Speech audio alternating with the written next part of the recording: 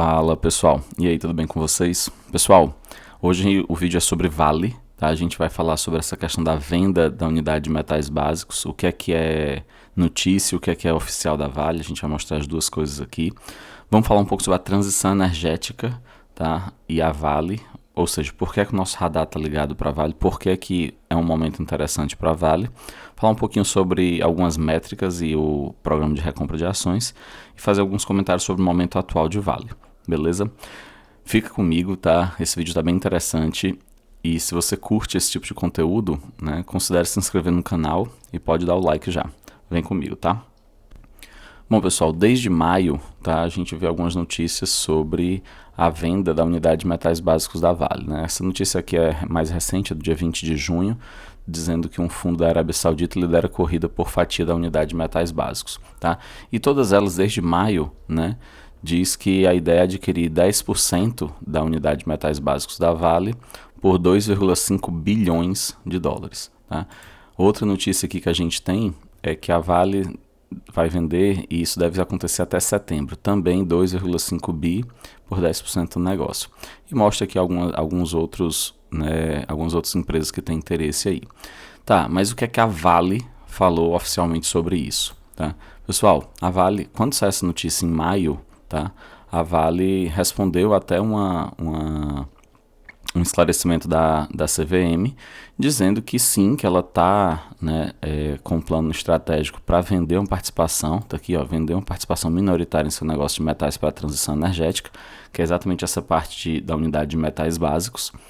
No entanto, isso está abertamente, né, sabido por todos desde o dia 7 de dezembro de 2022, quando ela fez o Vale Day em 2022, dizendo, né, especificamente isso, ou seja, ela quer um parceiro de investimento para essa parte de metais básicos, que ela está vislumbrando aí a longo prazo a parte de transição energética. Tá? Então, essa questão de 2 bilhões e meio e 10%, né, até agora a Vale não confirmou oficialmente. E recentemente, né, no dia 20 de junho, depois dessa outra notícia, ela também fez um comunicado ao mercado esclarecendo as notícias sobre o seu negócio de metais para a transição energética, tá? E dizendo isso, basicamente ela falou a mesma coisa, inclusive até citou a notícia de 19 de maio, né, que ela atualizou o mercado sobre isso. Então, ela disse, ó, como parte de sua estratégia de atração de investimento e aceleração do crescimento do negócio, ela está buscando ativamente parceria para o seu negócio de metais para a transição energética, que é a parte de metais básicos. Bom, pessoal, então a tendência é que de fato isso ocorra, tá? Mas nada é oficial ainda, tá? Mas a gente já pode fazer alguns cálculos, algumas métricas a partir desses valores que foram veiculados na mídia, né? De 2,5 bi por 10% da unidade de metais básicos. Daqui a pouco eu mostro um pouco sobre isso para vocês, mas antes vamos só comentar sobre a transição energética, o que é que a própria Vale está falando sobre isso, tá? Então, essa transição energética é exatamente o que está acontecendo agora, né? A gente vê aí as energias renováveis em alta, né, principalmente energia eólica e solar, e também a questão dos carros elétricos, né, a tentativa de diminuição de combustíveis fósseis, da utilização desses combustíveis. Então, a gente tem alguns dados aqui que eu trouxe para vocês, tá, que até 2030 os veículos elétricos representaram mais da metade das vendas globais. E nisso, os metais mais requisitados, né, para essa transição energética é o cobre, obviamente, níquel, manganês, cobalto e lítio. Tá? E o que é que a Vale fala sobre isso? Vamos pegar aqui alguns dados só sobre cobre. Tá? A Vale, ela quer, até 2030, né, ela quer produzir 900 mil toneladas por ano. Hoje, a produção dela é de 335 mil a 370. E sobre o níquel, ela já afirmou no guidance dela que ela quer passar de 160 mil a 175 mil para 300 mil toneladas por ano. Então a gente vê, né, que ela já está tudo na bolsa a longo prazo. Uma empresa como a Vale ela não estaria, né, parada no tempo. Ela sabe que está acontecendo essa transição energética e ela precisa se mover para isso. Então eu trouxe aqui, pessoal, alguns dados para vocês. Aqui a gente tem, né, quanto de metal básico um veículo utiliza, um veículo convencional e um veículo elétrico. Então vejam aqui, né, a disparidade que é de um veículo convencional que basicamente usa cobre, manganês e um pouquinho de outros metais, para um veículo elétrico que usa cobre, na quantidade muito maior, mais do que o dobro, manganês também, mas principalmente aqui, ó, por conta das baterias, lítio e níquel, né, além do cobalto e grafite nessa representação com alguns outros elementos. Então, a utilização, né, de metais básicos, se houver realmente essa eletrificação em massa por conta dos veículos elétricos, vai requisitar muito desses metais. Então a gente tem que estar pensando nisso e, obviamente, né, a Vale ela está se posicionando pensando nisso. Então ela quer um parceiro para poder investir. E um outro dado que a gente tem aqui, pessoal, é sobre a utilização desses metais também na indústria de geração de energia elétrica, tá? Então você vê que a indústria da energia eólica, ela é, né, a que mais utiliza esses metais básicos, né, seguido da solar que a gente tem também a questão do silício por conta das placas solares. Lembrando que esses dois estudos, pessoal, está aqui a fonte, e esses dois estudos, eles desconsideram, obviamente, o aço e o alumínio, né? Só para focar aqui na questão dos metais básicos, que é o tema do nosso vídeo aqui. Bom, pessoal, então pegando um gancho aqui, né, já de toda essa parte e transformando isso em números, o que é que a gente tem? Tá? Separei aqui para vocês, mas está bem simples, né? Vou tentar simplificar ao máximo aqui para vocês. Tá? A unidade de metais básicos, a oferta que a mídia está veiculando é 10% por 2,5 bilhões de dólares. Se a gente transformar isso para real, a gente vai ter que 100% do negócio da Vale, só da parte de metais básicos, vale 120 bilhões. Tá? Hoje, o valor de mercado valor de firma da Vale é de 340 bi. Né? Então você tem o quê? 120 bi, essa parte de metais básicos, se de fato for feita, se a gente considerar essa avaliação como correta.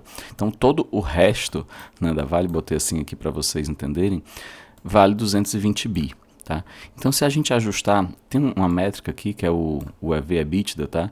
Eu gosto bem de simplificar, pessoal. O EV é o valor de firma, tá? Que basicamente é o valor de mercado da empresa, quanto a empresa vale, mais a dívida líquida dela.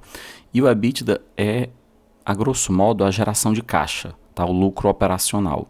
E então, se você pegar o valor de firma e dividir pelo lucro operacional, pela geração de caixa, você tem basicamente a quantidade de tempo, ou seja, aqui em anos, 2,5 anos, que ela consegue gerar o caixa para obter o valor de firma dela.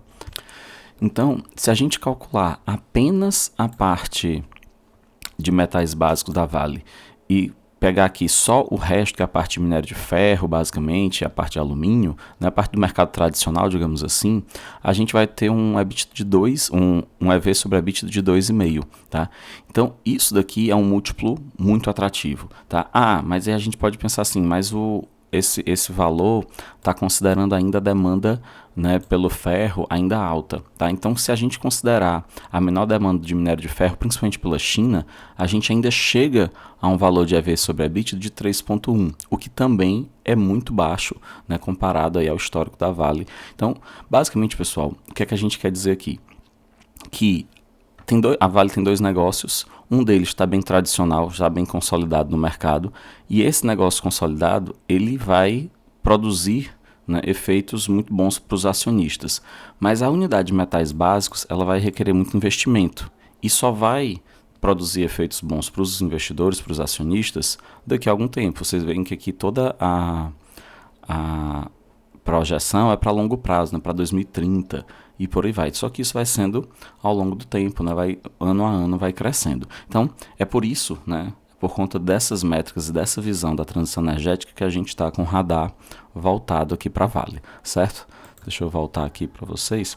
Bom, pessoal, além disso, a gente tem aqui um outro dado, né, que é sobre a recompra das ações da Vale. Tá?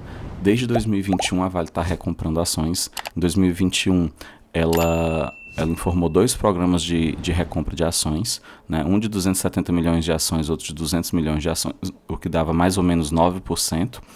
E em 2022, ela anunciou um programa de recompra de 500 milhões de ações, né, o que representaria 10%. Esse programa ainda não finalizou, né, ele está mais da metade já em andamento, mas ainda não finalizou. Então, a tendência é que a Vale possa cancelar essas ações em tesouraria e aí a sua participação acionária acaba aumentando, né? Se diminuir a quantidade total de ações, você tem uma determinada quantidade, você consegue ali ser mais, a sua sociedade é mais representativa. Então, é outro fato também que a gente vê com bons olhos a Vale nesse momento.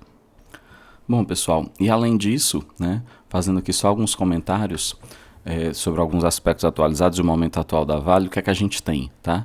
Que ela está consolidada no segmento tradicional, só que isso requer, né, um certo cuidado, porque é uma commodity, né, que é o minério de ferro, então a Vale ainda é muito correlacionada, a tendência é que no futuro essa correlação com o minério de ferro venha a diminuir por conta da unidade de metais básicos, né, por conta dessa produção, e também o maior parceiro é a China, né, que requisita isso daí. Então a gente sabe que não é garantido, né? Pode ser que haja uma menor demanda, uma recessão ou algo do tipo e venha a realmente a cair o lucro, né? Como a gente comentou no slide anterior. E a outra questão aqui é a parte de transição energética, isso é muito mais positivo para a gente, para a visão de longo prazo. A recompra de ações que a gente também comentou, e aqui falando para vocês um pouquinho, de 18 de julho a Vale vai divulgar os resultados do segundo trimestre de 2023, então espera-se, né, que nessa data aqui ela consiga até fazer alguma menção sobre todas essas notícias que estão sendo veiculadas na mídia, tá? Então, pessoal, é isso. Eu espero que vocês tenham gostado do vídeo que eu trouxe para vocês.